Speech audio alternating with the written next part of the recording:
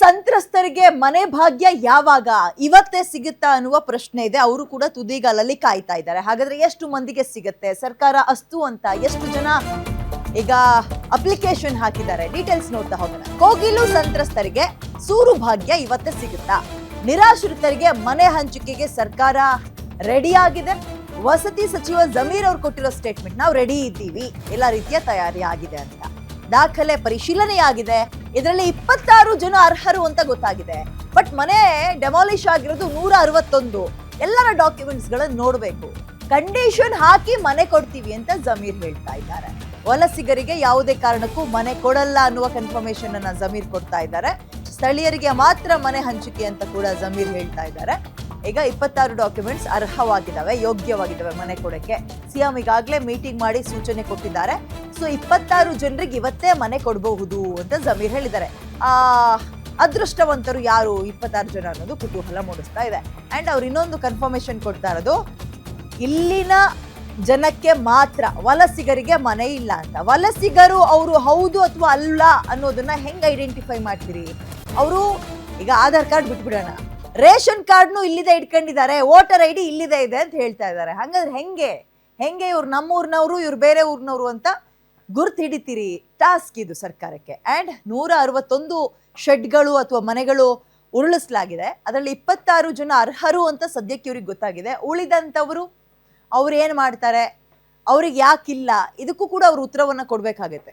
ಆಮೇಲೆ 26 ಜನ ಭಾಗ್ಯಶಾಲಿಗಳು ಅಥವಾ ಅದೃಷ್ಟವಂತರು ಯಾರು? ಇವತ್ತೇ ಅವರಿಗೆ ಮನೆ ಸಿಗತ್ತಾ? 1 BHK ಫ್ಲಾಟ್ಗಳು ಅದ್ದೂರಿಯಾಗಿ ರೆಡಿ ಆಗಿವೆ. ನಿಮ್ಮ ಗ್ಯಾರಂಟಿ ಸ್ಕ್ರೀನ್ ನಲ್ಲಿ ಮನೆ ಹೆಂಗಿತ್ತು ಅಂತಲೂ ಮೊನ್ನೆ ನಾವು ತೋರಿಸಿದ್ವಿ.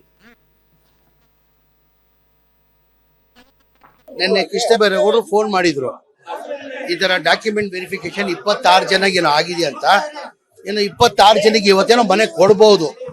26 ಜನಕ್ಕೆ ಏನಕ್ಕಂದ್ರೆ ಡಾಕ್ಯುಮೆಂಟ್ ವೆರಿಫಿಕೇಶನ್ ಆಗಿ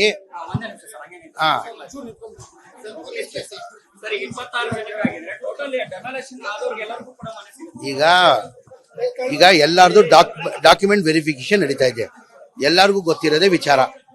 ಟೋಟಲ್ 261 ಮನೆಯಲ್ಲಿ 161 ಮನೆಗಳು ಡೆಮಾಲಿಷ್ ಆಗಿದೆ.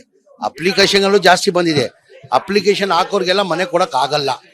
ಯಾರು ಡೆಮಾಲಿಷ್ ಮಾಡಿದ್ದಾರೆ ಅವ್ರಿಗೆ ಕನ್ಸಿಡರ್ ಮಾಡ್ಬೇಕಂತ ತೀರ್ಮಾನ ಮಾಡಿದ್ದಾರೆ ಮನೆ ಮುಖ್ಯಮಂತ್ರಿಗಳು. ಕಂಡೀಷನ್ಲಿ ಅಂದ್ರೆ ಅವ್ರು ಡಾಕ್ಯುಮೆಂಟ್ ವೆರಿಫಿಕೇಶನ್ ಮಾಡ್ತಾರೆ. ಅವ್ರು ಲೋಕಲ್ ಆಗಿರ್ಬೇಕು, ನಮ್ ಕರ್ನಾಟಕದವ್ರು ಇರ್ಬೇಕು. ಆಚೆ ಅವ್ರು ಇದ್ರೆ ಲೋಕಲ್ ಆಗಿರ್ಬೇಕು, ಕರ್ನಾಟಕದವ್ರು ಇರ್ಬೇಕು. ಈಗ 1 lakh ಹೌಸಿಂಗ್ ಸ್ಕೀಮ್ಗೆ ನಾವು ಮನೆ ಕೊಡ್ಬೇಕಾದ್ರೆ ಅವ್ರು 5 ವರ್ಷ ಇಲ್ಲಿ ವಾಸ ಮಾಡಿರ್ಬೇಕು, ಬೆಂಗಳೂರು ಸಿಟಿಯವ್ರು. ಅಂತವ್ರನ್ನೇ ನಾವು ಕೊಡಕ್ ಆಗೋದು. 5 ವರ್ಷ ಅವ್ರು ಯಾರು ವಾಸ ಆಗಿರ್ತಾರೆ ಅದಕ್ಕೆ ತಡ ಆಗ್ತಾ ಇರೋದು. ಆ ಕಾರಣಕ್ಕೇನೆ ತಡ ಆಗ್ತಾ ಇರೋದು. ನಿನ್ನೆ ಕೃಷ್ಣ ಬೈರೇಗೌಡರು ಫೋನ್ ಮಾಡಿ ಹೆಚ್ಚಿನ ಮಾಹಿತಿ ನನ್ನ ಕಲೀಗ ವೀರೇಶ್ ನೀಡ್ತಾರೆ. ವೀರೇಶ್, ಮೊದಲನೇದು, ಇವರು ಕರ್ನಾಟಕದವರ ಅಥವಾ ವಲಸಿಗರ ಅಂತ ಹೆಂಗ್ ಗುರುತಿಡ್ತಾರೆ? ಬಿಕಾಸ್ ಇಲ್ಲಿಯ ವೋಟರ್ ಐಡಿಯು ಅಲ್ಲಿ ಎಲ್ಲರ ಹತ್ರನೂ ಇದೆ ಅಂತ ಮಾಹಿತಿ ಸಿಗ್ತಾ ಇದೆ. ಎರಡನೇದು, 160ಕ್ಕೂ ಹೆಚ್ಚು ಮನೆಗಳು ಡೆಮಾಲಿಷ್ ಆಗಿದೆ. ಬಟ್ ಈಗ ಇವರು 26 ಜನ ಅದರಲ್ಲಿ ಯೋಗ್ಯರು ಅಂತ ಐಡೆಂಟಿಫೈ ಮಾಡಿದಾರಂತೆ. ಯಾವ ಆಧಾರದಲ್ಲಿ? ಡೀಟೇಲ್ಸ್ ಏನ್ ಸಿಗ್ತಾ ಇದೆ?